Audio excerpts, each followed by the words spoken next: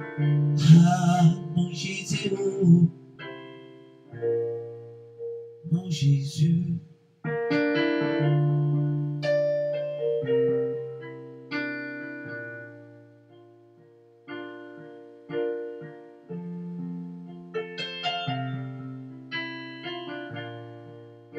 Oh, où irais-je, que ferais-je sans toi? Où irais-je, que ferais-je sans toi? Que serait mon histoire si on m'enlevait Jésus? Que serait mon histoire si on m'enlevait Jésus? Où irais-je, que ferais-je sans toi? Où irais-je, que ferais-je sans toi? Que serait mon histoire si on m'enlevait Jésus? Que serait mon histoire si on m'enlevait Jésus? Où irais-je, que ferais-je sans toi? Où irais-je, que serais-je sans toi? Que serait mon histoire si on m'enlevait Jésus? Que serait mon histoire si on m'enlevait Jésus? Où irais-je, que ferais-je sans toi? Où irais-je, que ferais-je sans toi? Que serait mon histoire si on m'enlevait Jésus? Que serait mon histoire si on m'enlevait Jésus? Nachilayo motima, nachilayo motima, nachilayo motima, nachilayo motima. Bitumanango bundolonga eyawe, nachilayo motima. Sabaote kotelanga nachilayo motima. Bitumba famille bundolonga eyawe, nachilayo motima. Alléluia. Seigneur, nous sommes là pour toi, oh Dieu. Merci pour ta sainte présence, ta présence glorieuse qui se manifeste à chaque instant pour nous faire du bien, pour nous faire connaître tes pensées, pour nous faire connaître ce que tu attends de nous, ô Jésus. Encore ce soir, je veux être un instrument rien que pour élever ton trône. Nous voulons que tu sois le seul à être élevé.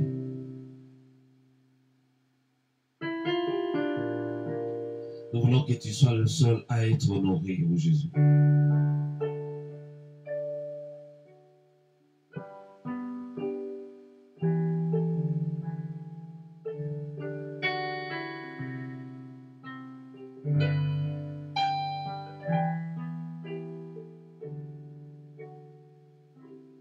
Levé, cœur ouvert, grand comme le ciel, t'élevons plus haut, t'élevons plus haut. Levé, cœur ouvert, grand comme le ciel. Seigneur, nous t'élevons. Me lever, cœur ouvert, grand comme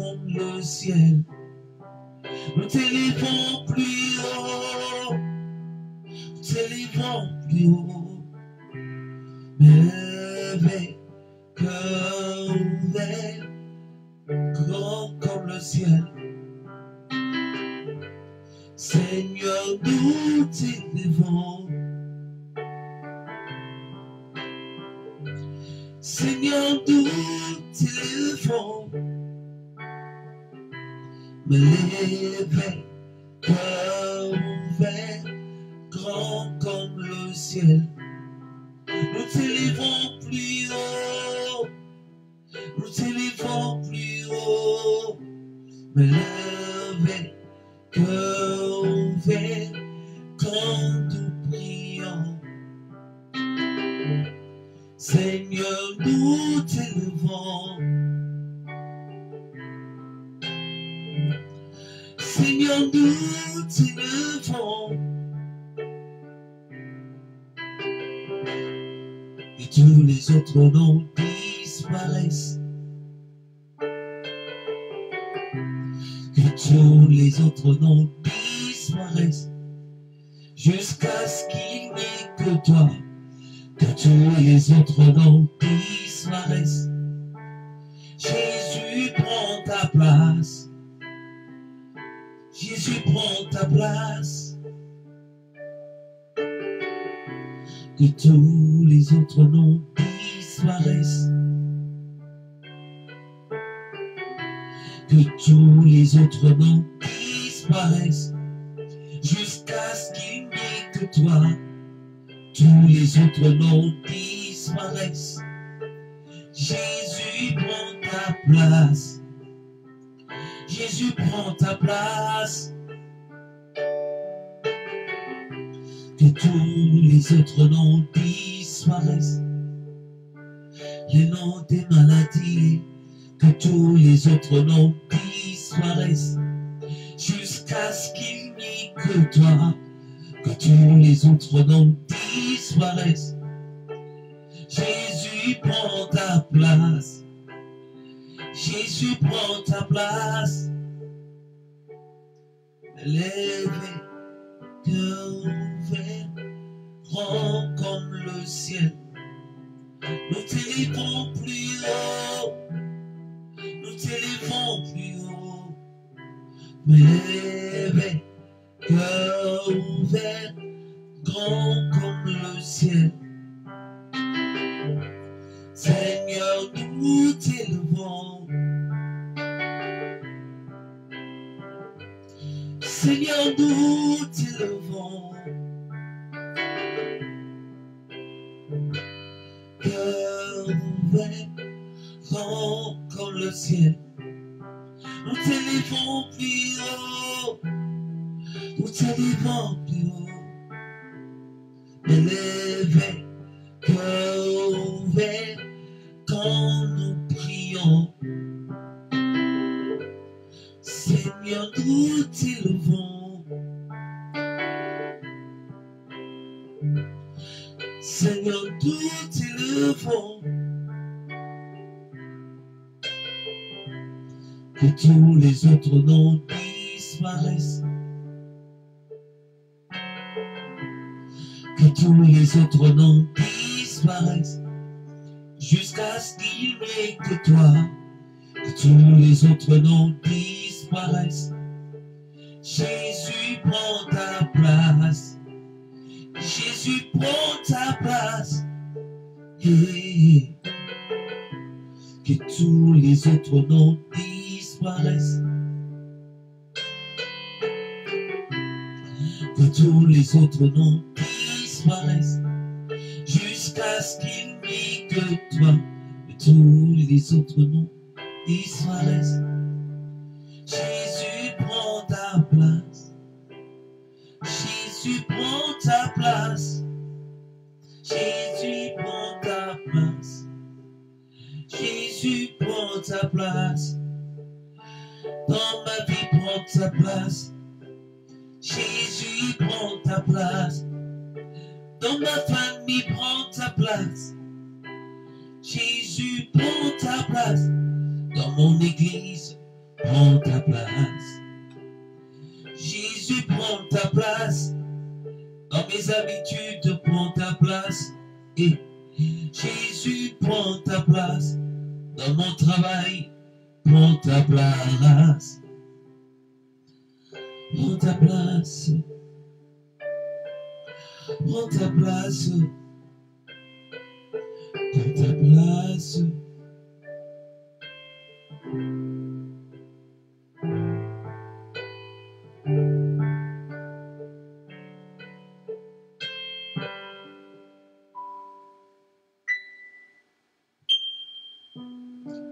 Merci Seigneur, merci pour ce moment que tu nous as accordé, que nous puissions te célébrer et te rendre grâce.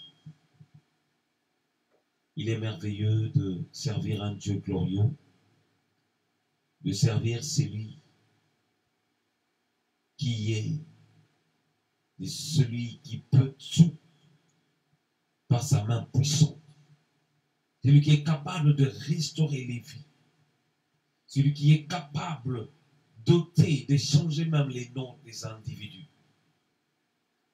Il s'appelait Pierre, il s'appelait Simon, tu as changé son nom. Il s'appelait Abraham, oh Dieu, tu lui as donné le nom d'Abraham. Tu changes de nom et tu changes même, Seigneur, la destinée de la personne. Tu changes même la vie de la personne lorsque tu changes son nom. Oh Dieu, nous étions sans Dieu. Mais en venant en toi, Seigneur, tu as fait de nous tes disciples. Tu as fait de nous des instruments pour ta gloire, pour répandre la bonne nouvelle à travers les nations.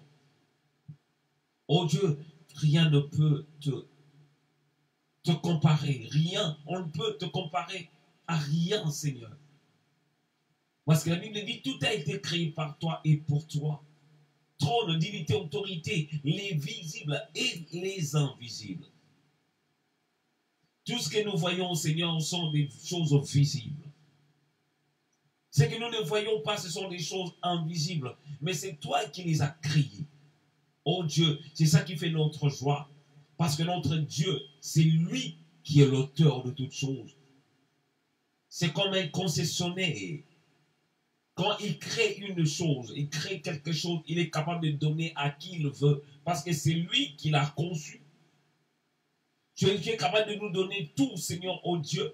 Parce que c'est toi qui en es l'auteur et le créateur. Nous te sommes si reconnaissants encore ce soir. Seigneur, nous voulons seulement que tu fasses de nous des instruments, que tu fasses de nous ce que tu veux. Raison pour laquelle cette pensée que j'avais déposée dans mon cœur, je veux, Seigneur, oh Dieu, Seigneur, la partager avec mes bien-aimés qui me suivent à l'instant. Ceux qui sont connectés, Seigneur, qu'ils puissent en bénéficier, afin de voir ta gloire. Et de soit pour toi, oh Dieu, dans le nom de Jésus. Amen. Amen. Je rends grâce à Dieu, je le bénis pour ce moment qu'il nous a accordé. Dieu est tellement merveilleux. Il a permis encore que ce soir, nous puissions parler de sa part. N'hésitez pas de partager la vidéo. Et nous allons continuer notre enseignement que nous avions commencé depuis le mardi dernier. Et le message phare, le grand titre, c'était « Tu as tout ce qu'il faut pour réussir ». Tu as tout ce qu'il faut pour réussir. Comme je le disais, ce message s'adresse à toi qui me suis. Ce message t'est adressé parce que le Seigneur veut changer beaucoup de choses. Tu as tout ce qu'il faut. Tu as tout ce qu'il faut. Quand on parle que tu as, c'est le verbe avoir. Tu possèdes, tu as en ta possession tout ce qu'il faut pour réussir. Tu as tous les moyens nécessaires pour réussir. Tu as tous les outils nécessaires pour pouvoir réussir. Je pense que lorsqu'on fait des études, c'est pour réussir plus tard. Lorsque quelqu'un va en formation, il s'attend à quelque chose. Il attend quelque chose en retour. Après avoir accompli sa part d'être... sa part en fait d'accepter d'apprendre les choses. On attend tous une récompense, ce qui est merveilleux. Le Seigneur même en a parlé même à ses disciples, lorsque ses disciples s'inquiétaient par rapport à leur avenir. Pierre, il a osé poser cette question en disant, Seigneur, nous avons tout abandonné. Nous avons abandonné nos familles, nous avons abandonné nos proches. Qu'aurons-nous en retour? Qu'est-ce que nous aurons comme récompense? Raison pour laquelle je parle de la réussite. C'est-à-dire, tout le monde qui travaille, il attend en retour une récompense. Il entend, c'est comme un soldat, un combattant, quelqu'un qui combat, il cherche la victoire. Personne ne va en guerre pour perdre la guerre. Personne ne va au combat pour le perdre, c'est-à-dire pour être tué au cours d'une guerre. Personne ne va au travail pour ne rien posséder ensuite. Nous tous, nous levons le matin. Certains sortent même la nuit pour voir quelque chose en récompense. Et dans ce thème, dans ce message, nous allons comprendre tout ce que Dieu a mis en notre possession, afin que nous puissions justement réussir. Tout ce que Dieu a mis à notre possession. Dernièrement, nous avons lu dans le livre de Josué, chapitre 1er. Josué, chapitre 1er, à partir du verset 1er. Je vais faire la lecture. Ça va nous aider certainement. Après la mort de Moïse, serviteur de l'Éternel, l'Éternel dit à Josué, fils de Nun, serviteur de Moïse, Moïse, mon serviteur, est mort. Maintenant, lève-toi, passe ce Jourdain, toi et tout ce peuple, pour entrer dans le pays que je donne aux enfants d'Israël. Tout lieu que foulera la plante de votre pied, je vous le donne comme je l'ai dit à Moïse. Vous aurez pour territoire depuis le désert et le Liban jusqu'au grand fleuve, le fleuve d'Euphrate, tout le pays des Étiens et jusqu'à la grande mer vers le soleil couchant. Verset 5. Nul ne tiendra devant toi tant que tu vivras. Je serai avec toi comme j'ai point. Non, pardon,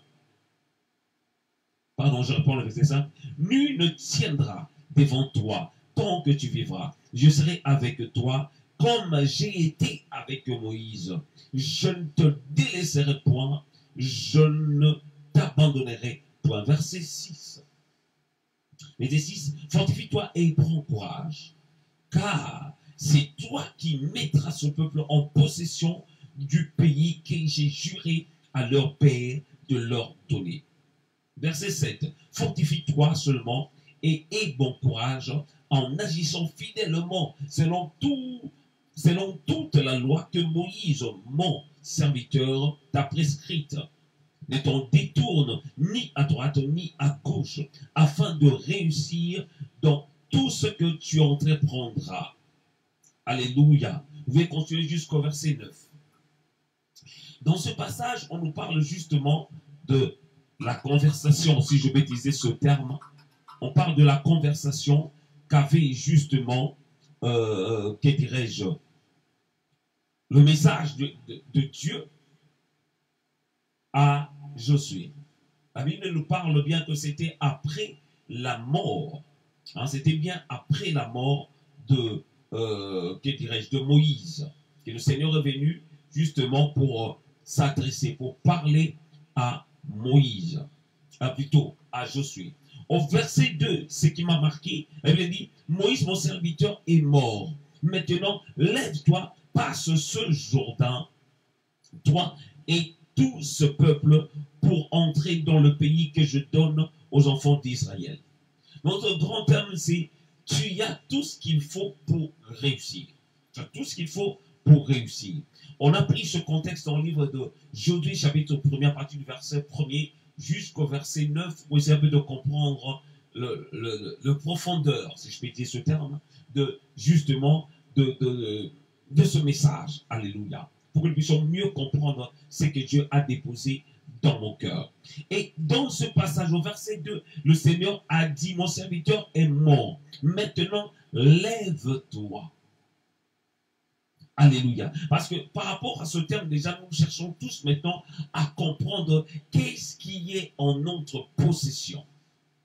Ou que devons-nous avoir pour réussir? C'est des bonnes questions qu'on va développer ce soir. Alléluia. Le Seigneur a dit à Josué de se lever. C'est-à-dire, on cherche la réussite, on cherche à progresser, mais l'une des choses que Dieu a dit à Josué, c'est de pouvoir se lever. Lorsqu'on dit à une personne de se lever, certainement peut-être la personne était assise, ou peut-être la personne était allongée, ou la personne était même endormie. Ou peut-être on veut que la personne change d'attitude, c'est alors qu'on peut dire à la personne de se lever. Mais en connaissant cette histoire, en lisant cette parole, nous comprenons que c'était après la mort de Moïse. Moïse qui fut un visionnaire, un conducteur. Par lui, par son canal, Dieu parlait à son peuple. Par le canal de Moïse, le peuple avait de quoi à manger. Vous savez, lorsqu'ils ont eu faim, ils ont demandé, le Seigneur, par sa grâce, par le canal de Moïse, il a fait tomber la manne. Ils ont mangé. Et lorsqu'ils se sont lamentés par rapport à la viande, Dieu a permis qu'ils puissent avoir des cailles, qu'ils puissent avoir des viandes en abondance. La Bible dit même, tellement ils avaient murmuré, certains même lorsqu'ils mangeaient, et comment dire, au lieu de vomir par la bouche, la viande sortait même au niveau des narines. Tout simplement à cause des murmures, par rapport à tout ce que ces personnes disaient et faisaient. Alléluia. Donc, c'est-à-dire, Moïse, devant ces personnes, c'est la raison pour laquelle jusqu'à présent, Dieu n'avait même pas permis qu'on puisse voir le corps de Moïse. Parce que pour certaines personnes, il existait un cimetière de Moïse, certains juifs allaient même aller adorer. Parce que c'était l'un des prophètes le plus puissant, l'un des prophètes qui les a marqués par sa façon de faire, par la manière, par tout ce qu'il a fait, par lui, ils ont pu sortir justement de l'Égypte. Raison pour laquelle certains restent aujourd'hui, surtout les Juifs, restent au niveau de la Torah.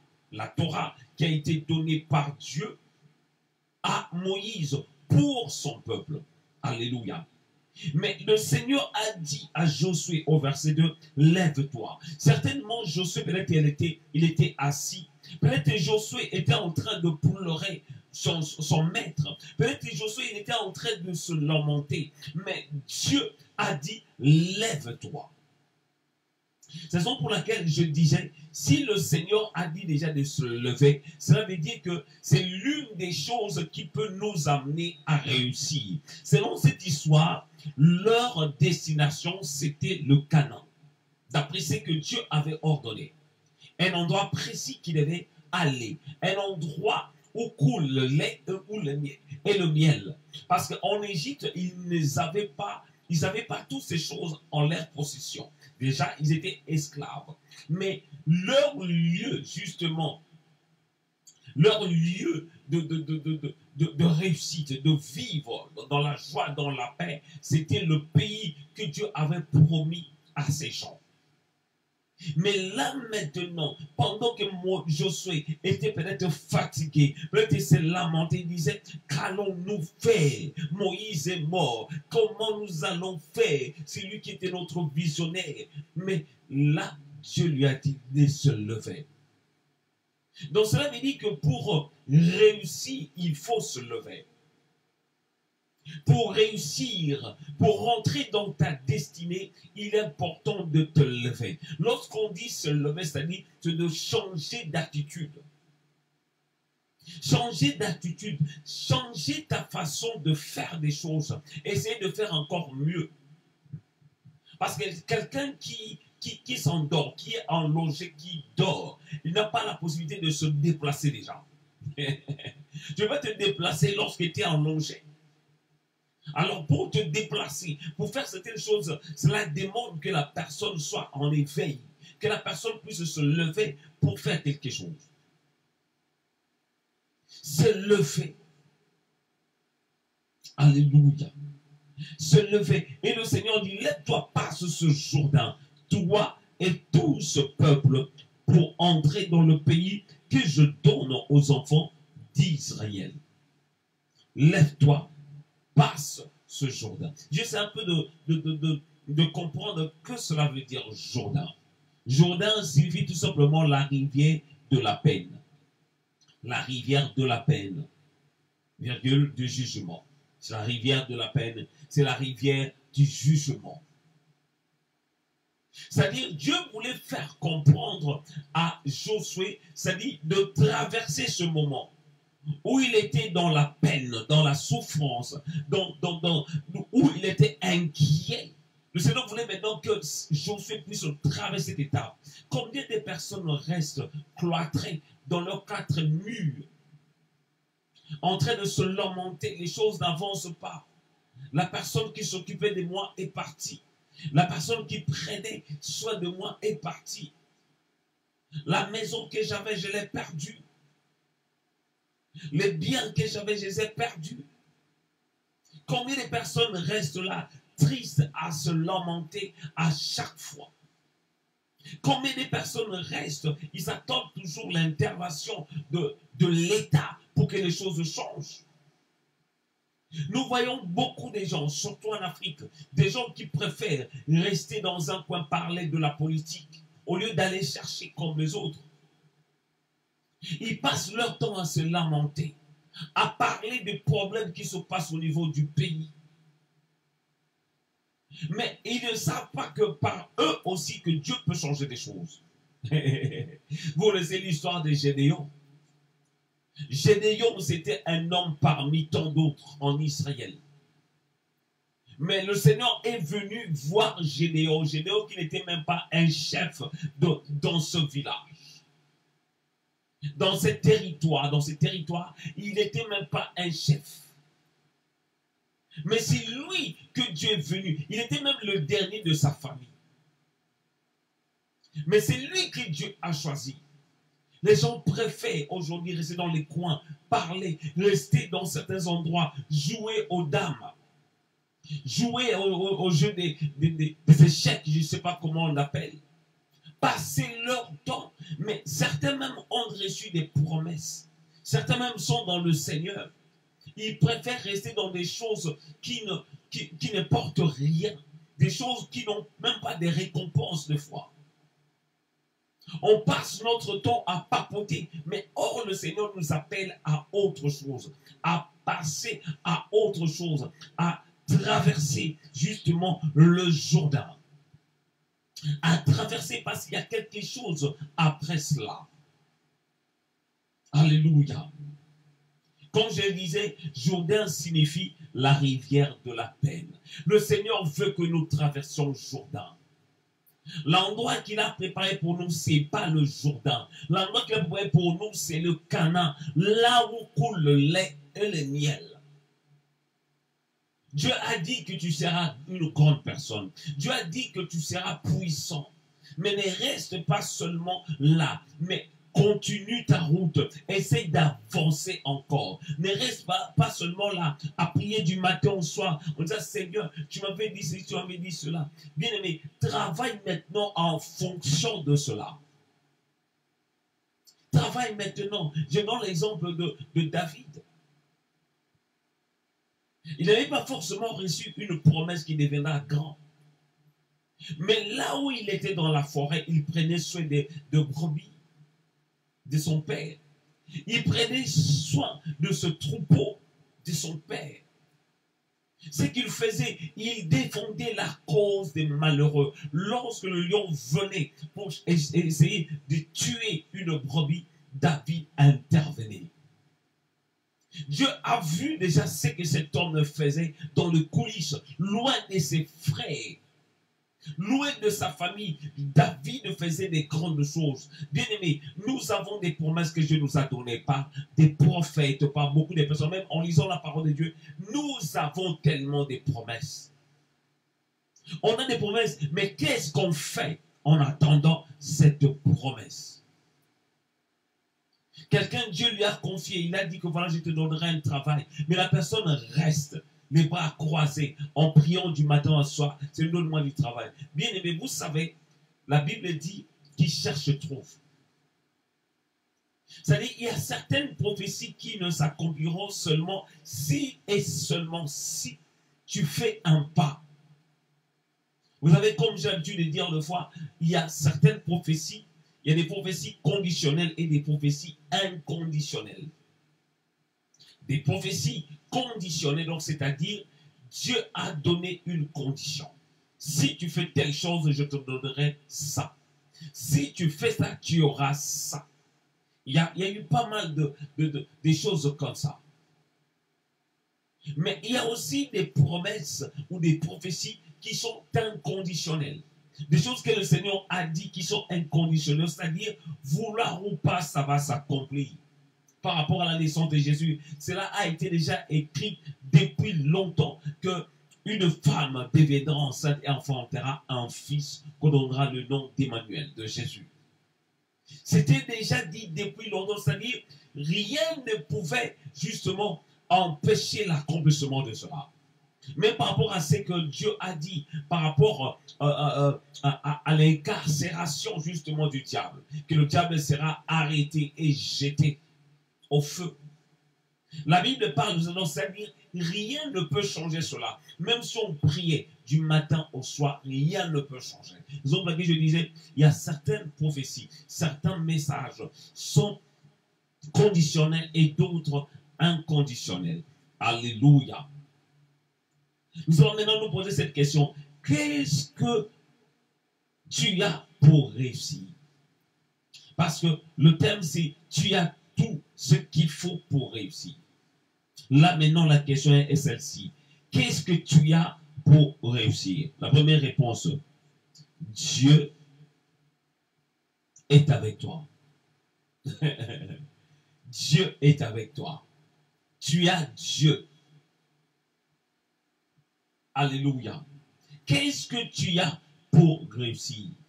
Qu'est-ce que tu as en ta possession? En ma possession, j'ai Dieu.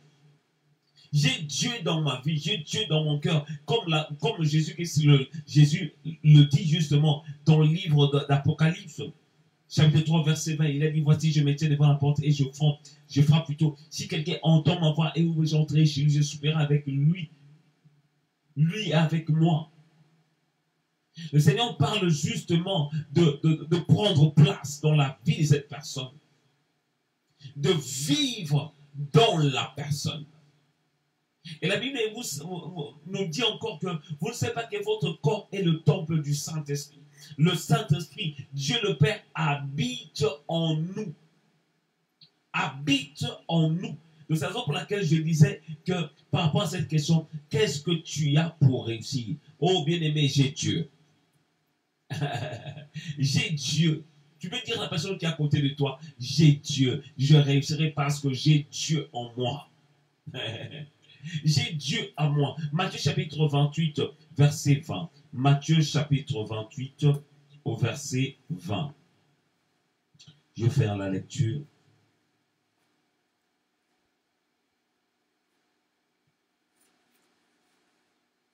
Gloire à Dieu, à celui qui nous fait tellement du bien. Matthieu chapitre 28, verset 20. J'ai lu au nom de Jésus. Sur proclamation à partir du verset 19. Allez, faites de toutes les nations des disciples, les baptisant au nom du Père, du Fils et du Saint-Esprit, et enseignez-leur à observer tout ce que je vous ai prescrit. Et voici, je suis avec vous tous les jours jusqu'à la fin. La dernière partie. Et voici, je suis avec vous tous les jours jusqu'à la fin. Alléluia. Donc, ça veut dire que Jésus-Christ est en nous. Jésus-Christ est en nous. C'est donc ce que je disais, Dieu est avec toi. Dieu est en toi. Je possède Dieu dans ma vie. C'est Dieu qui fait les sortes que je puisse réussir dans ma vie. Alléluia. Tu as Dieu dans ta vie. Alors, deuxième question. La première, c'était, qu'est-ce que tu as pour réussir? Deuxième question, qu'il faut-il faire pour réussir? J'ai Dieu. J'ai accepté Jésus dans ma vie. Je l'ai accepté comme mon Seigneur et Sauveur. Je l'ai accepté. Déjà, je l'ai accepté. Je sais qu'il vit en moi. Alors, que dois-je faire pour réussir? Alléluia. La réponse numéro 1, il faut se lever. Il faut se lever. Comme dans Josué chapitre 1 verset 2. Le Seigneur a dit, lève-toi. Lève-toi. Passe le Jourdain. Lève-toi. C'est-à-dire, si tu veux réussir, tu dois te lever. Éphésiens chapitre 5, au verset 14. Éphésiens chapitre 5, verset 14. Nous allons le lire et je crois que ça va nous faire du bien.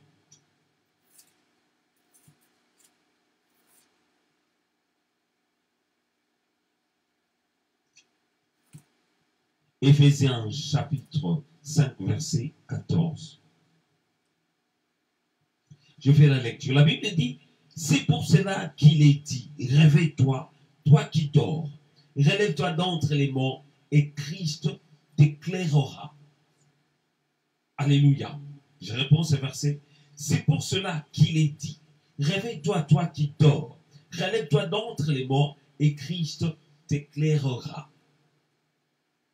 Dans ce verset, on nous parle justement de ce que tu dois faire. Réveille-toi, toi qui dors.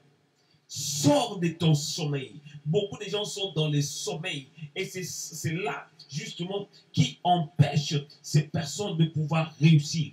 Qui empêche ces personnes de pouvoir aller de l'avant parce que ces personnes restent dans le sommeil. Même dans le Seigneur. J'ai donné même l'exemple le mardi. Lorsqu'on priait au pays, on servait Dieu. Des fois, on dormait même à la permanence de l'église. On priait pour des gens. Mais des fois, il y avait certaines personnes qui se contentaient de ça. Tu restes à l'église, je dors là-bas, je suis nourri et logé là-bas. Donc du coup, je ne peux rien. Je suis là, j'attends, j'ai des promesses de Dieu. Et j'attends jusqu'à ce que le Seigneur me donnera. Et certaines personnes se disaient même, ou se disent jusqu'à présent, Dieu m'a appelé à plein temps. C'est-à-dire, je ne dois rien chercher. C'est lui qui doit pourvoir dans ma vie. Or, le Seigneur a dit dans sa parole, cherchez, vous trouverez. Si le Seigneur t'a appelé à temps plein, à plein temps, est-ce que c'est à l'instant même que tu dois tout arrêter? Certains, j'en connais même certains, ont arrêté leurs études, ont arrêté leur travail en disant Dieu m'a appelé à plein temps. Es-tu sûr que c'était vraiment Dieu qui t'avait dit cela? Je ne suis pas contre, je sais qu'il y a des gens qui sont vraiment appelés à plein temps. Mais ce n'est pas tous. Parce que certains en profitent justement derrière ces paroles pour s'amasser de l'argent derrière le dos des serviteurs. Une de mes nièces m'avait raconté une histoire dans une église où elle priait. Son pasteur avait tout pour travailler. Il avait ses papiers, mais il ne travaillait pas. À chaque fois lorsqu'arrivait la fin du mois, le pasteur mettait la pression sur toute l'église. Il allait des fois voir même certains membres de l'église en leur demandant l'argent pour payer le loyer. Mais lui-même, il peut travailler, mais ne travaille pas. Il n'a même pas une très grande église. Il voulait que tout sorte entre les mains des gens de l'église. Et ma nièce, elle a osé. Elle a même dit à son pasteur, pasteur, toi aussi, tu peux donner l'argent. Parce que tu as des papiers. Tu as le droit de travailler. Et le pasteur a traité ma nièce d'impoli. Mais or, c'était clair. Il avait tout le temps, pendant que nous, ici en Europe, on ne prie pas tout le temps. Ce n'est pas tout le temps on va à l'église.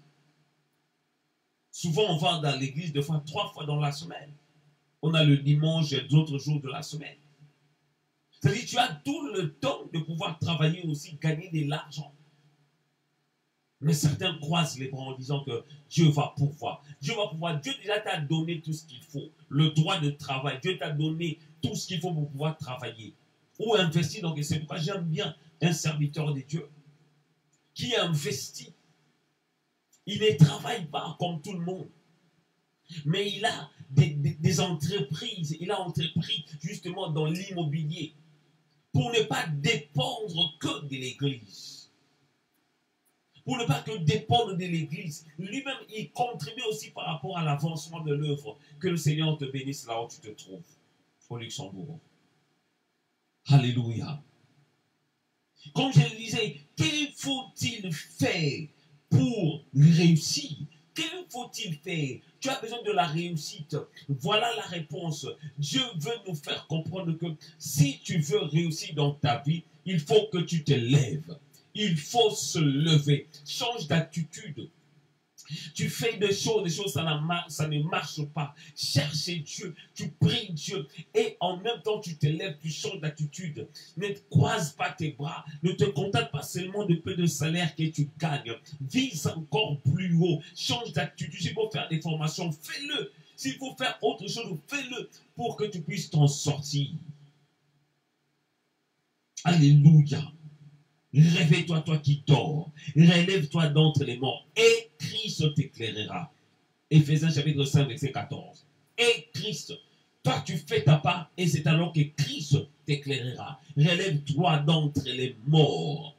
Réveille-toi, toi qui dors. C'est le message de ce soir. Bien-aimé, tu veux que les choses changent. Change aussi d'attitude. Le Seigneur t'éclairera. Le Seigneur t'ouvrira des portes si et seulement si toi aussi, tu changes des choses. Si et seulement si toi, tu te consacres à certaines choses, que tu sors de ton état de sommeil, tu sors de la négligence, tu sors un peu du confort là où tu te trouves, où tu passes ton temps, tu rapportes des choses, toujours au lendemain, des choses que tu dois faire aujourd'hui, tu dis, je vais faire demain, et demain rebolote, tu vas dire encore, je vais faire demain, parce que tu restes cloîtré devant la télé, parce que tu restes cloîtré sous ta couette, et cela t'empêche de pouvoir prospérer. Vous savez, dans la vie, même dans le Seigneur, il y a des gens qui sont appelés à être riches, mais eux-mêmes, ils empêchent que la richesse vienne dans leur vie, parce qu'ils passent leur temps dans la distraction au lieu de travailler. Proverbe chapitre 6, verset 6 à 11, pour clôturer. Proverbe chapitre 6.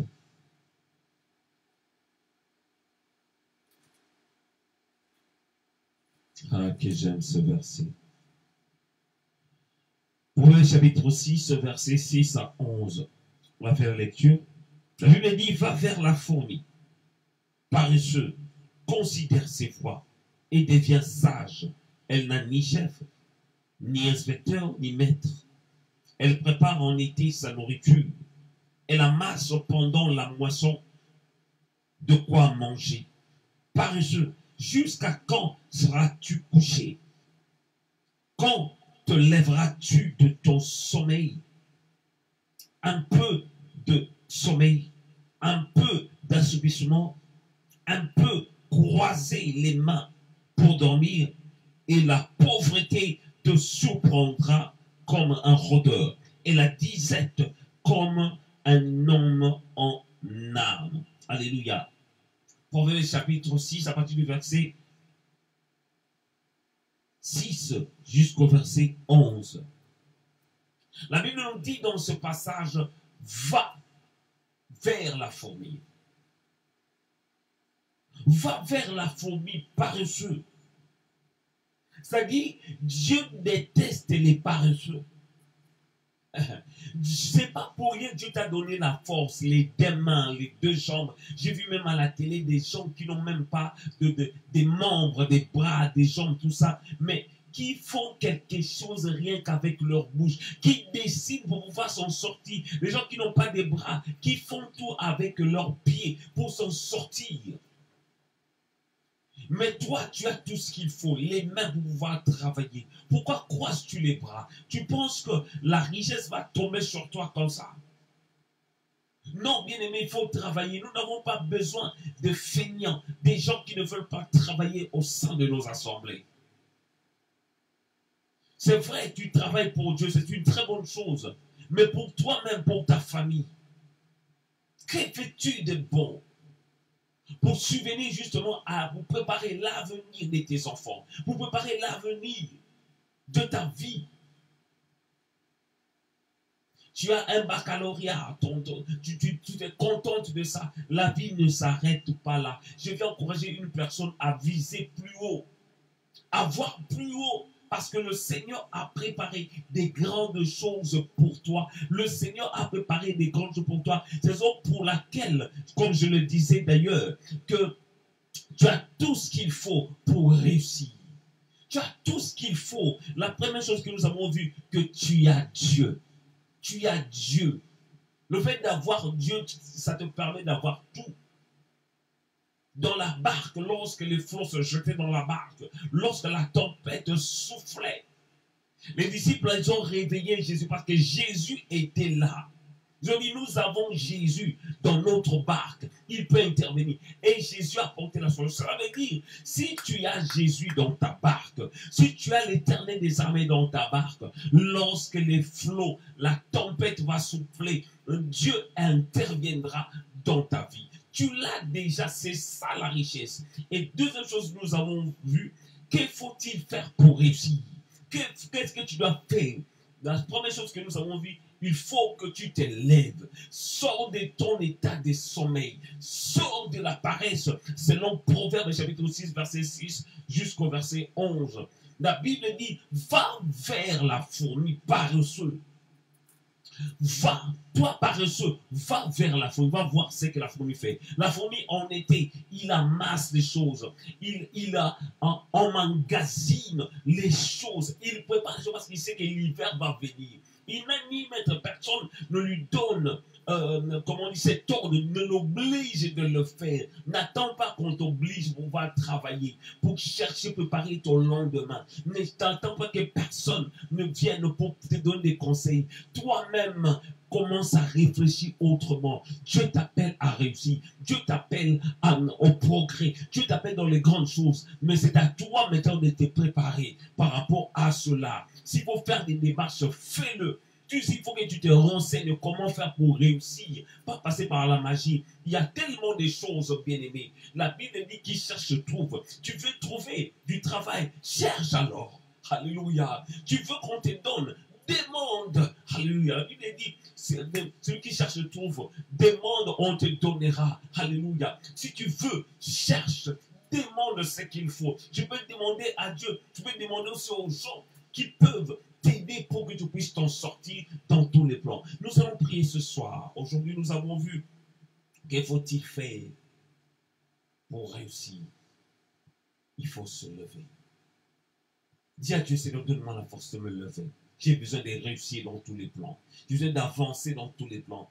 Aide-moi, donne-moi la force de me lever. Parce que j'ai compris, en restant endormi, cela va empêcher beaucoup de choses de prospérer, d'aller de l'avant. Prions. Seigneur, je viens te prier ce soir. Je viens te prier ce soir, oh mon Dieu, le Dieu de grâce, le Dieu d'amour. Parce que je sais que tu es le seul qui peut intervenir dans ma vie. Je sais que tu es le seul qui peut intervenir, apporter la solution dans la vie de tes enfants, oh Yahweh. C'est de ma prière et que tu fasses quelque chose dans la vie de tes enfants. Ma prière, Seigneur, oh Dieu, je t'en supplie. J'ai besoin que tu agisses, oh Dieu. Fais de sorte que nous puissions réussir dans tous les plans, Seigneur.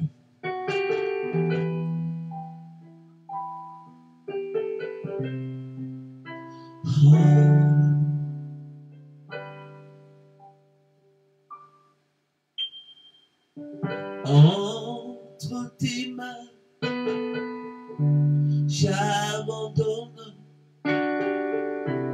tout ce que j'appelle le mien. On ne permet à personne, Seigneur, prends nos rien. Oui, prends tout, Seigneur. Oui, prends tout, Seigneur. Entre tes mains,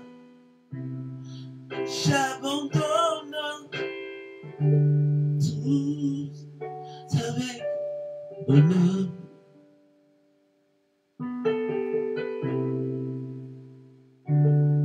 Nous avons besoin de toi, oh Jésus. Bénis toutes ces personnes, Seigneur, oh Dieu, qui ont crié à toi. Bénis toutes ces personnes qui ont cherché, Seigneur, ton intervention. Agis dans toute ta plénitude, afin que nous puissions réussir. Nous avons compris que nous devons nous lever et changer d'attitude. Merci pour tous tes bienfaits. Merci pour tout ce que tu nous as enseigné ce soir. Guéris ceux qui sont malades, Seigneur, oh Dieu. Délivre ceux qui sont captifs, oh Dieu. Et donne-nous la force d'aller de l'avant. Comme tu avais apporté, envoyé un corbeau donné de quoi manger à ton serviteur Élie, afin qu'il puisse continuer. Seigneur, je sais que la route est encore longue. Le chemin est encore long, Seigneur, oh Dieu. Pour arriver à la destination, nous avons besoin de ton intervention, Seigneur. Interviens dans notre vie et donne-nous la force de pouvoir vaincre, aller de l'avant afin de réussir, de gagner. Comme l'apôtre Paul dit, je cours vers le but. Je cours vers le but.